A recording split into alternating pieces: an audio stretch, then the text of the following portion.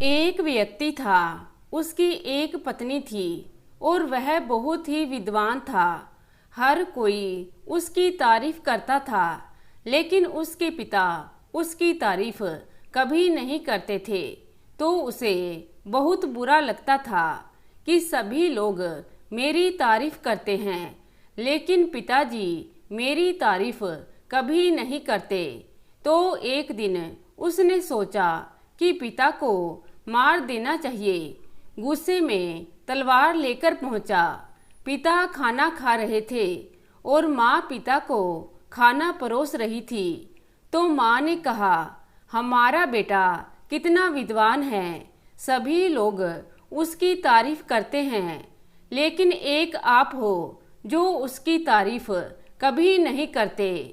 तो पिता बोले, मैं उसके सामने उसकी तारीफ कभी नहीं करता, लेकिन पीछे से उसकी बहुत तारीफ करता हूँ, क्योंकि अगर मैंने उसके सामने उसकी तारीफ की तो वह समझेगा कि मैं ही दुनिया का सबसे विद्वान व्यक्ति हूँ और फिर कोशिश करना छोड़ देगा और उसे घमंड हो जाएगा, इसलिए उसकी तारीफ नहीं करता। यह सब बातें उसका बेटा सुन रहा था। उसे बहुत बुरा लगा, बहुत गलानी हुई कि मैंने यह क्या सोच लिया। उसके हाथ से तलवार छूट गई और पिता के चरणों में आकर गिर पड़ा। बोला, पिताजी मुझे दंड दीजिए। पिता ने कहा, क्या हुआ? उसने सारी बात उन्हें बता दी कि मैंने आपको मारने का सोचा। पिता ने कहा, मैंने तुम्हें माफ़ किया। बेटे ने कहा, नहीं पिताजी, मुझे कोई दंड अवश्य दीजिए।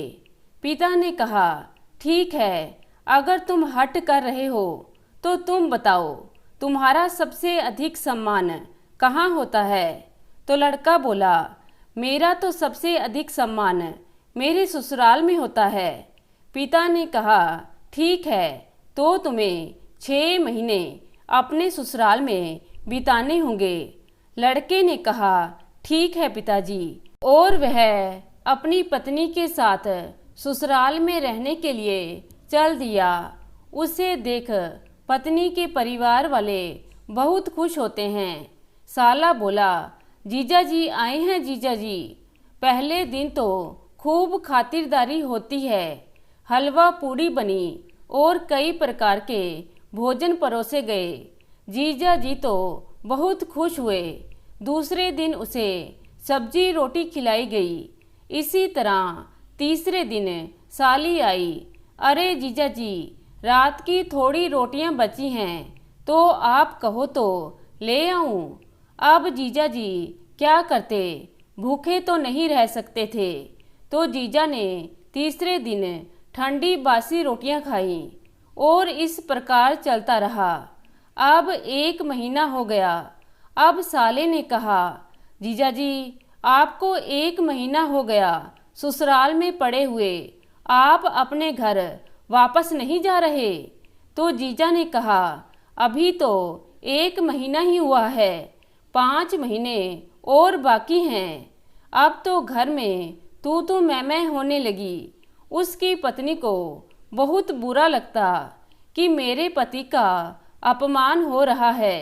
एक दिन साली ने कहा, जीजा जी, आप पूरे दिन घर पर ही पड़े रहते हैं, चलो मेरे साथ गायें चराने चलो।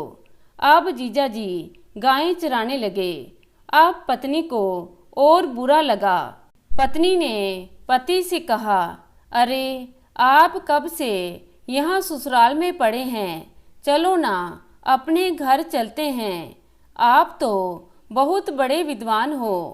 पत्नी को पता नहीं था कि पिता ने उन्हें 6 महीने ससुराल में रहने की आज्ञा दी है।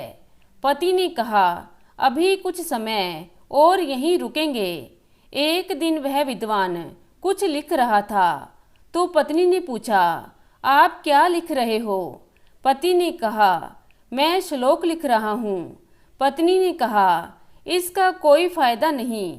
पति ने कहा, यह मेरा श्लोक 1 लाख का है, चाहे तो बेचकर देख लो।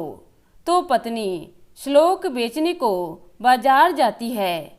वहाँ उसके पास कुछ ग्राहक आए और पूछने लगे, ये क्या है? उसने कहा, ये 1 लाख वाला श्लोक है। ये सुन वे सभी लोग वहाँ से चलते बने। पूरे दिन श्लोक नहीं बिका, परंतु शाम के समय उसके पास वहाँ का राजा आया। उस राजा का नियम था, बाजार में जो भी सामान नहीं बिकता था उसे वह राजा खरीद लेता था। इस प्रकार राजा ने वह श्लोक खरीद लिया और विद्वान की पत्नी को 1 लाख स्वर्ण मुद्राएं दी। महल में आकर राजा ने उस श्लोक को अपने कक्ष में लगवा दिया। विद्वान की पत्नी जब घर आई तो पति ने पूछा, बेच दिया श्लोक को? पत्नी ने कहा, हाँ, 1 लाख स्वर्ण मुद्राओं में। जब यह बात साला साली सभी को पता चली तो साले ने कहा, अरे जीजा जी, आप गाय चराना रहने दीजिए, वह मैं कर लूँगा।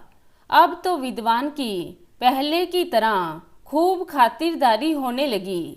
वहाँ महल में राजकुमार ने सोचा कि पिताजी मेरा तिलक नहीं करते, आज उन्हें मारकर ही मैं राजा बन जाऊंगा। तो वह तलवार लेकर राजा के कक्ष में गया। राजा उस समय सो रहा था। जैसे ही उसने मारने के लिए तलवार उठाई तो उसकी नज़र उस श्लोक पर पड़ी जिस पर लिखा था कि अपना धैर्य, अपना साहस, अपना पराक्रम कभी नहीं खोना चाहिए और अपनी सत्यता, सरलता हमेशा बनाई रखनी चाहिए। बेटे ने सोचा, यह तो मैं बहुत बड़ी गलती करने जा रहा था। मैं अपने ही पिता की हत्या करने जा रहा था और उसे बहुत गलानी हुई। उसने तलवार को नीचे फेंक दिया। उसकी आवाज़ सुनकर राजा उठ गया और पूछा, बेटा, तुम इस समय यह तलवार लेकर क्यों खड़े हो? राजकुमार पिता के पैरों में जा गिरा और बोला, पिताजी, मैं आपकी हत्या करने जा रहा था, पर मेरी नज़र इस श्लोक पर पड़ी और मुझे अपनी भूल का एहसास हुआ। मेरे मन से आपकी हत्या का विचार जाता रहा। राजा ने सोचा, यह श्लोक तो बहुत कीमती है, तो उसने तुरंत उस विद्वान को अपने महल में बुलाया और उसे इनाम दिया। अब तो ससुराल में उसके 6 महीने भी बीत चुके थे, तो वह सम्मान और धन लेकर वापस अपने घर आ गया। तो दोस्तों, कैसी लगी आज की कहानी? आशा करती हूँ कहानी को पसंद करेंगे। धन्यवाद।